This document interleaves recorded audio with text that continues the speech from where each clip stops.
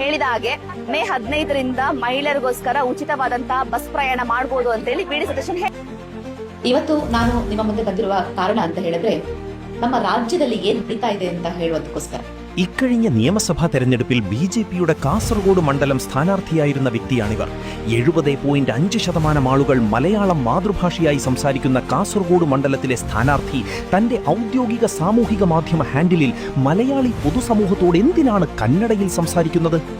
ഇത് ഒന്നോ രണ്ടോ തവണയല്ല, നിരന്തരമായി കാസർഗോഡ് ജില്ലയെ ഒരു കന്നഡ ഭൂരിപക്ഷ പ്രദേശമായി ചിത്രീകരിക്കാനുള്ള തിരക്കിട്ട ശ്രമങ്ങൾ കാസർഗോഡ് ബി.ജെ.പി ഘടകത്തിന്റെ ഭാഗത്തുനിന്നും മനഃപൂർവ്വം ഉണ്ടാകുന്നുണ്ട്.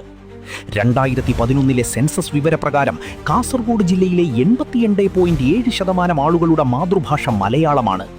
മലയാളി ചെറുകിട കച്ചവടക്കാർ മുതൽ തോട്ടമുടമകളെ വരെ മലയാളത്തിൽ ബോർഡുകൾ സ്ഥാപിച്ചു എന്നതിന്റെ പേരിൽ തിരഞ്ഞുപിടിച്ച് ആക്രമിക്കുന്ന കർണാടകയുമായി മലയാള മണ്ണിനെ രാഷ്ട്രീയമായി പറിച്ചു നടാനുള്ള ഗൂഢശ്രമമാണ് ഇത്തരം വ്യക്തികളിൽ നിന്നും ഉണ്ടാകുന്നത് എന്ന് പറയേണ്ടി വരും.